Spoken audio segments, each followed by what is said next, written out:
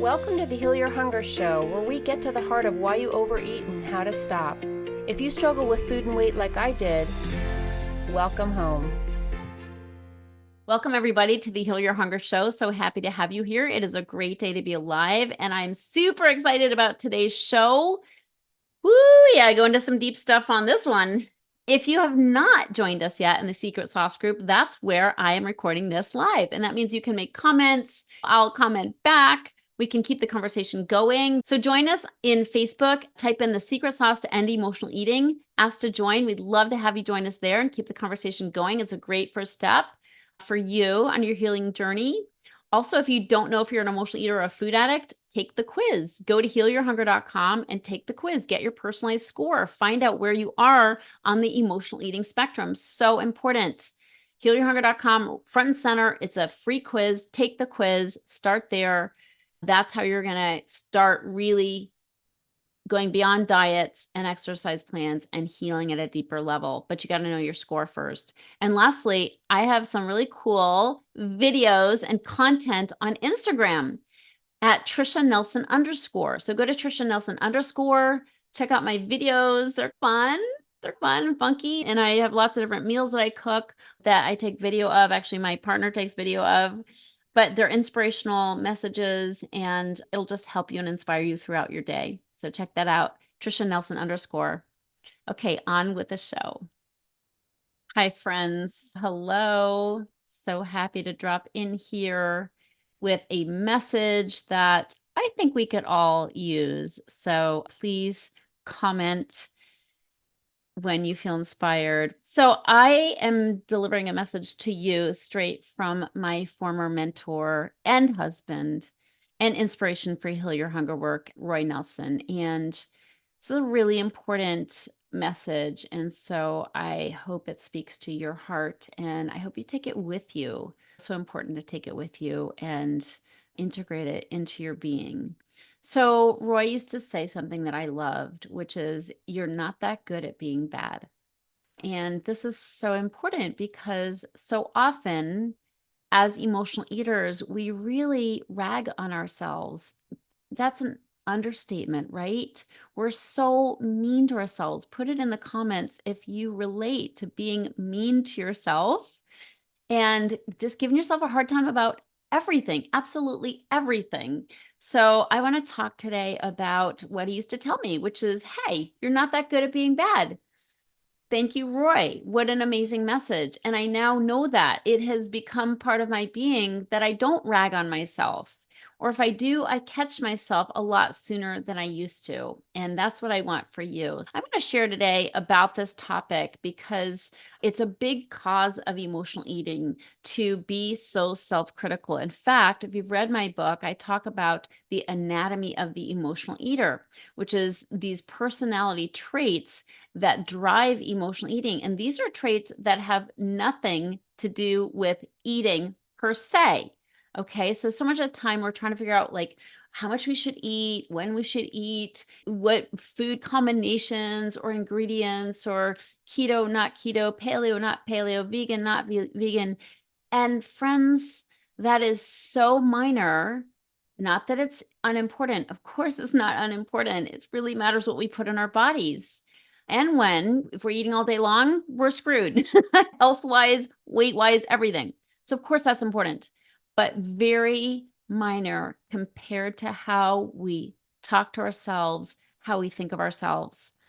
I'll tell you a little bit about me. And once upon a time, I just thought I was bad. I thought I was bad.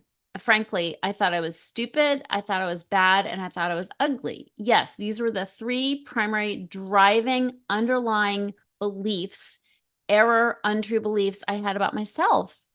And so long as I believed these things, I wasn't going to lose weight and keep it off. I wasn't going to live a happy life. I wasn't going to attract good people into my life who treated me with love and respect. Are you kidding me? If I thought I was bad, I would attract people who would treat me exactly according to my belief system. And it's no different for you. Okay. Another thing Roy did was he quoted Jesus, who said, as he believes in his heart, so is he. And that's a really important concept because it's what we believe. And Roy used to translate that to what we believe at headquarters. Headquarters meaning our operating system, our subconscious mind that is running the show, even when we don't know it, which is why taking that deeper journey into what you really believe beyond what you say you believe, we can all say we believe we're wonderful, we're children of God, blah, blah, blah. First of all, look at how you act. Do you act that way? If you don't act that way, you don't believe it. Sorry. But we got to get honest here. We got to get real.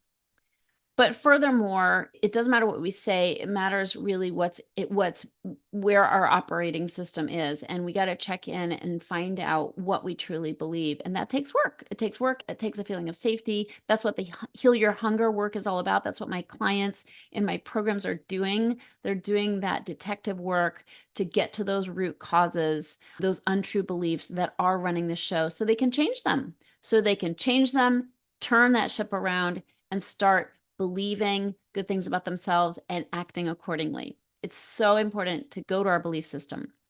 So anyway, I believed I was stupid, I thought I was bad, and I thought I was ugly.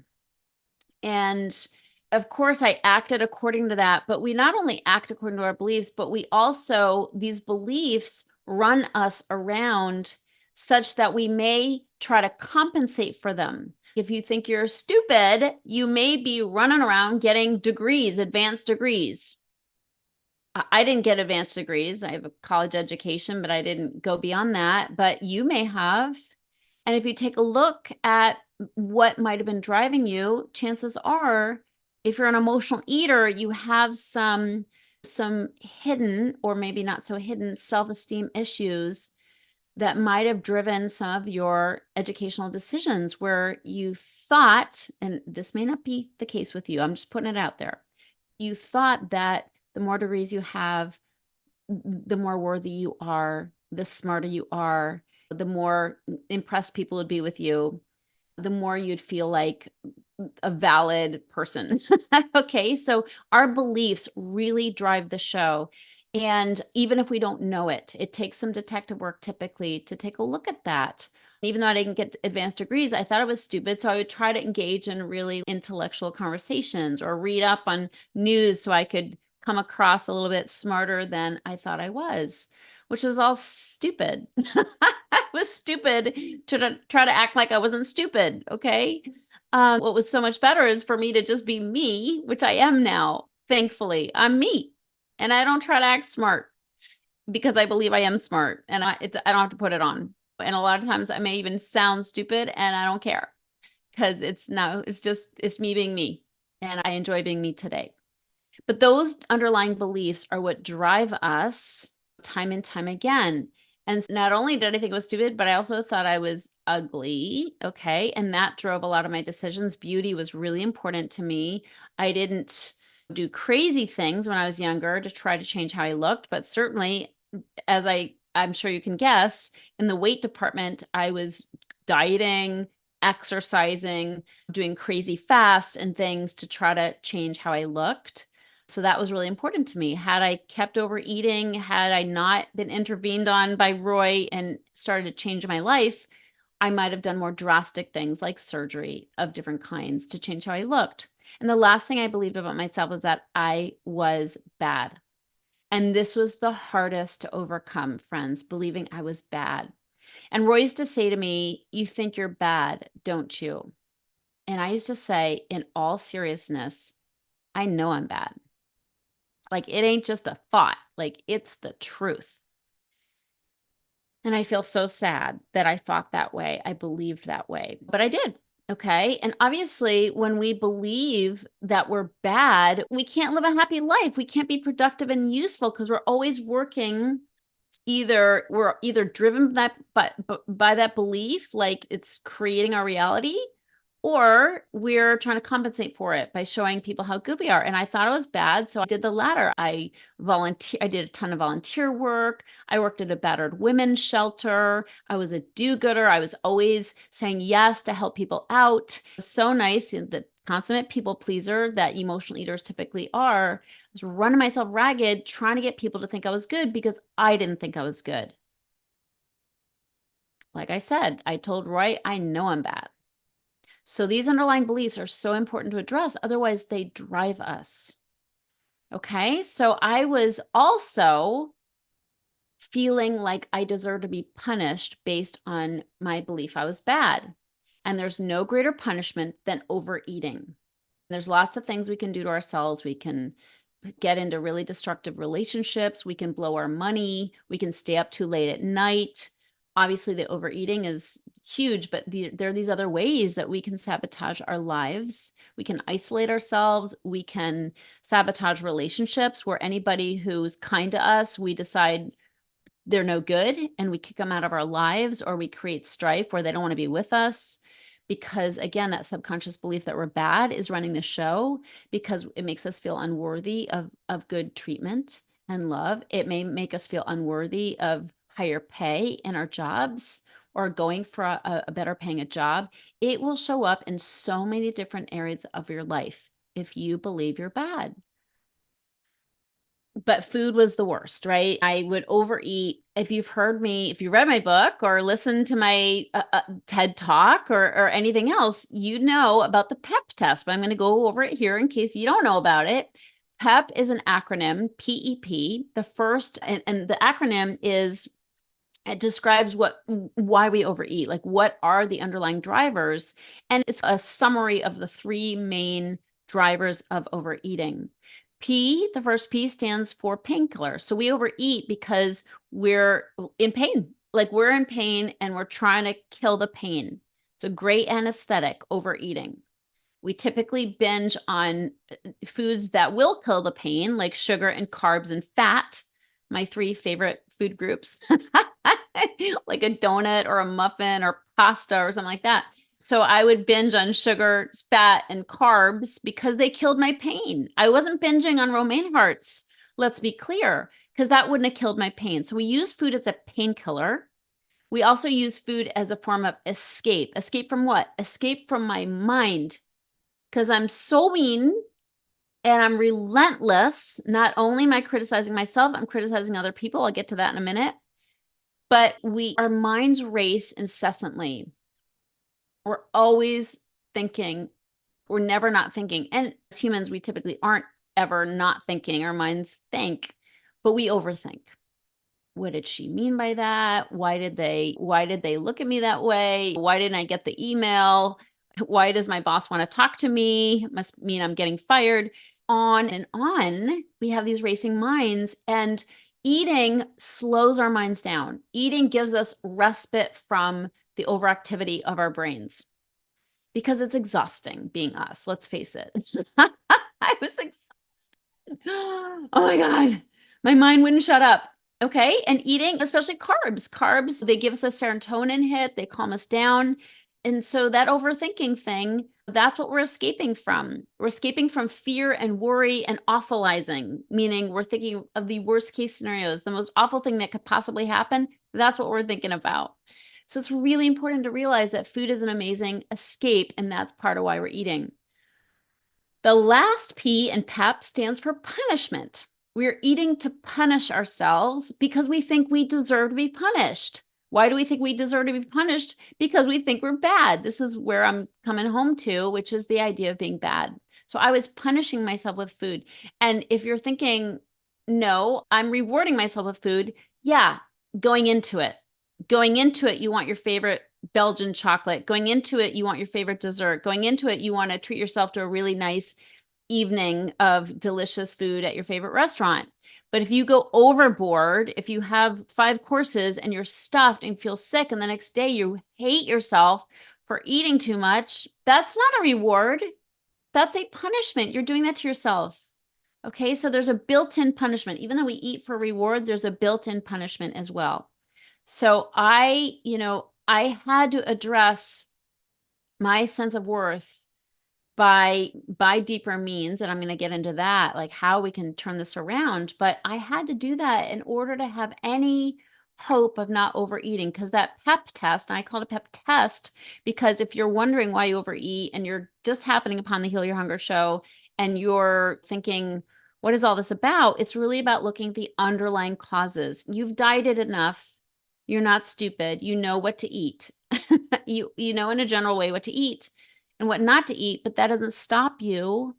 And that's because the need for painkiller, escape, and punishment, the PEP, is there. So take the PEP test when you're feeling cravings. What's going on? What am I trying to numb out from? What pain is in my life? We all have pain. I think there's more pain than ever right now to go around post-pandemic. I think life is harder than ever. And I also think, because I personally am in my 50s, I think life gets a little bit more painful because you have people who are older than you who start to die, get sick and die. That's part of my reality right now, not just with my former husband, but with my godmother. And she's sick and she's 86, and my own mother's aging and has got her own stuff. So life feels a little bit more real than ever right now. And I feel more pain. I just feel more pain. I have more feelings, but I'm not overeating because I've learned the language of letting myself feel and letting the feelings move through me. Super important. That's what I'm training my clients to do as well. So they don't have to be knocked over by unfortunate events. Because if I could get $1 for every time somebody said I was doing good until this unfortunate event, that unfortunate event, put it in the comments if you relate to that. If you remember that there's an unfortunate event that sent you back to food on gaining 10 pounds or 20 pounds or 30 pounds. That's what emotional eaters do. They eat over their emotions. Every time there's an unfortunate event, it's not the event that makes them eat. It's the overabundance of emotions that they haven't learned to process in a healthy way. So they kill it, they numb it, they escape it, and they punish themselves for it with food. PEP, back to that. So anyway, I had to stop believing I was bad. And I had to stop believing I deserved to be punished because I was punishing myself with food. So when Royce said, "You're not that good at being bad," I didn't believe it. I didn't believe I wasn't bad, but I loved the saying, "You're not that good at being bad." And I held on to that. And his point was, I was beating myself to death and I didn't have to, because I was not the last word on my value, or I shouldn't be at least. I was making myself the last word. I needed to stop believing the bullshit. And so do you. Okay? I'm good. You're good. Emotional eaters are good. So I love what I do. I hang out with the goodest people ever. All right? Emotional eaters are good. We're just good people. We think we're bad, and that's what we have to address. Another thing Roy said to me, he said, if you were really an asshole, you wouldn't be punishing yourself with food. Sorry for my language. He used to say, if you're really an asshole, you wouldn't be punishing yourself with food, meaning if you're really a bad person, you'd be immune to it. You'd just go about hurting people left and right and you wouldn't care. You'd be a sociopath. But the fact that I would be beating myself over every little infraction, every mistake I made, meant I wasn't actually a bad person. I was a good person, and I just hadn't learned to stop beating myself up for being human. Do you relate to that? What are we going to do about it? Okay. What are we going to do about this problem of believing we're bad? First of all, we have to address what's going on with that. Okay. We have to address why we think we're bad. Okay. And it's not always without warrant. Okay. As emotional eaters, we think we're bad, not only because we perhaps got that as kids, perhaps we had somebody tell that to us as kids, perhaps things happened to us as kids that made us think we're bad. Certainly a common thing, right? I experienced sexual abuse as a kid. It made me think I was dirty and bad. I just was sure of it. I was sure I was bad because I was sexual at an inappropriate age, and I was turned on at an inappropriate age. And then I was a compulsive masturbator. And then I just thought I was going to hell. I was going to hell. I judged myself mercilessly for what happened to me and what I did with that, which is I became compulsive around my sexuality. But it wasn't my fault. I wasn't bad. I didn't even know what the hell was going on. So we think we're bad in part because of the indoctrination we have as kids from some form of abuse or just bad messages we got about our worth that were wrong. Could be religious messages. a religious message that says you're born a sinner and that's all there is to it. I don't believe that. But if you taught that as a kid from authorities at church or your parents, you don't stand a chance of believing something different. So that has to be looked at. I believe we're good. Are we human and flawed? Of course we are. Of course we are. That's part of life, is to learn to deal with that stuff without beating ourselves to death. But anyway, point is, we think we're bad for all kinds of reasons. One is messaging as a kid. Another is just how we think. Okay, if we're super hard on ourselves, if we're sensitive souls and we're hard on ourselves, typically we're going to beat ourselves up just from that oversensitivity. We also think we're bad because of secrets we keep, part of which may be secrets around food. If you're addicted to food and you did anything you could to get it, you did some kind of embarrassing, shameful things. I know I did. I used to eat out of the garbage. If you've watched my TEDx talk, I talk about it. I used to binge, throw the food out, and then go get it. If I knew there were cookies still in there and I had more room in my tummy a couple hours later, I'd dig those cookies out. All right. And then I just felt like the worst person in the world. Oh my God, I just ate out of the garbage. So I was so hard on myself for my behaviors around food, stealing food, hiding food, lying about what I ate. Did you do that? Did it make you feel ashamed and like you were a bad person? You're not. Welcome to addiction. When we're addicted, we do whatever it takes to get our fix. And oftentimes it's very shameful and embarrassing. And it builds on our secret life, the secret life that we don't want anybody to know. But those secrets make us sick. We're as sick as our secrets. If you're living with secrets, you got to let the cat out of the bag. You need a safe place to let that stuff out, a safe person who won't judge you, who will understand where that comes from. There's not a lot anybody could share with me that would cause me to judge somebody, because I understand where these things come from. Like I just said a little bit ago, I was a compulsive masturbator and I had so much shame about it. I just thought I was the worst person in the world, but now I understand it. I was turned on at age 5.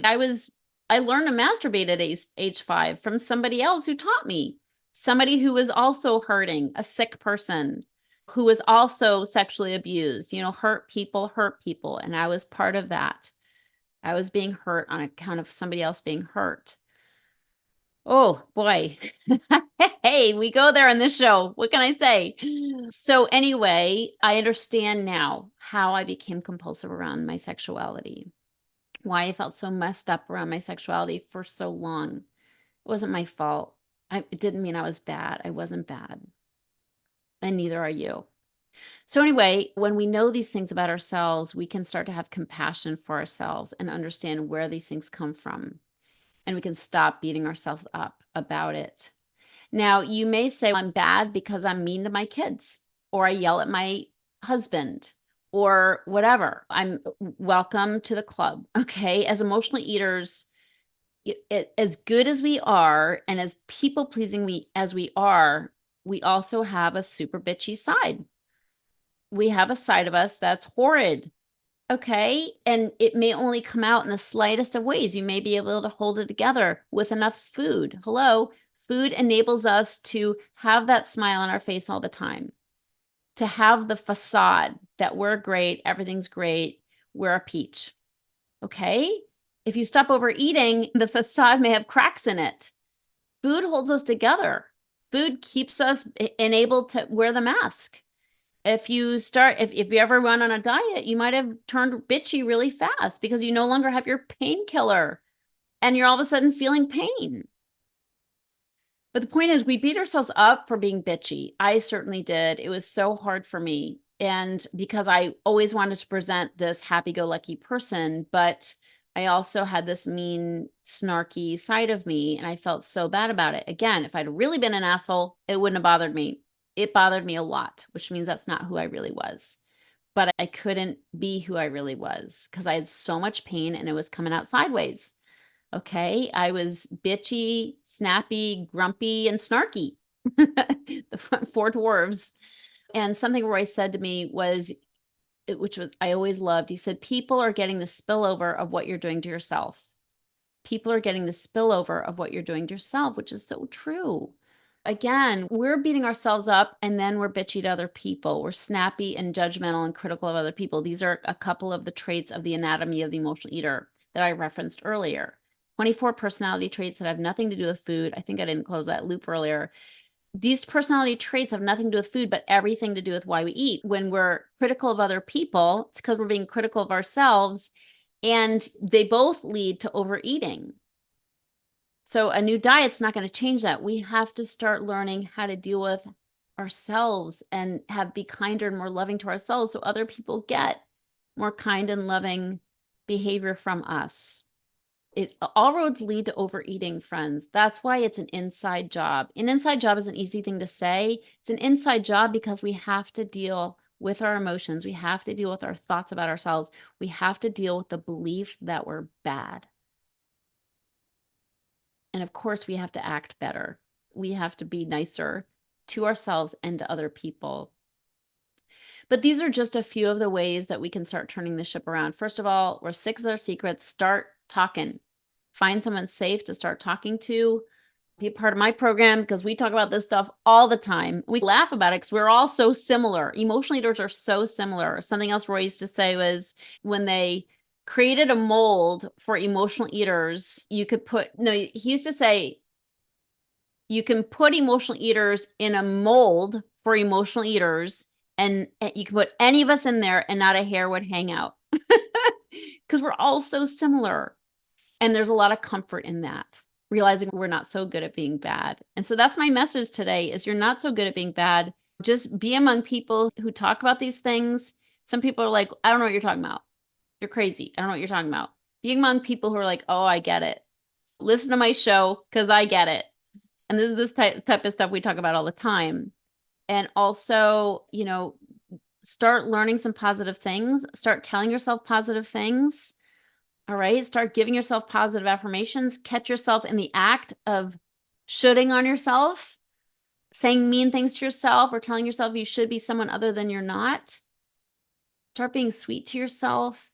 So important. And you can start by telling yourself, I'm not that good at being bad. So important. And then little by slow, start working on your thoughts, your actions, and your beliefs. It's not an overnight matter if you haven't figured that out. But it's where the real healing lies, okay? It's where happiness comes from. The more I've made peace with myself, the happier I've become. The more I've made peace with myself, the nicer I've become. And not phony nice, really nice, like really tolerant, really compassionate of other people. I'm super compassionate and loving towards other people. Most of the time I slip up, but I am because I'm more compassionate and loving towards myself. Others are getting the spillover of what I'm doing to myself, which is generally treating myself with love. And I want that for you.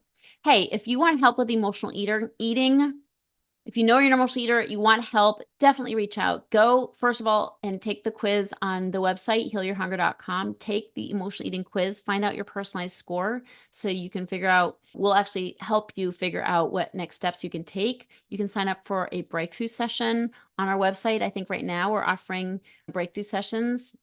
Let's have a chat. Let's have a chat and see how we can get you on your road to recovery, on your road at knowing you're good. Thanks so much for watching. I love you so much. You deserve to be totally free. If you enjoyed this podcast and want to get free support, insider health info, exclusive invites to events, and more, visit healyourhunger.com.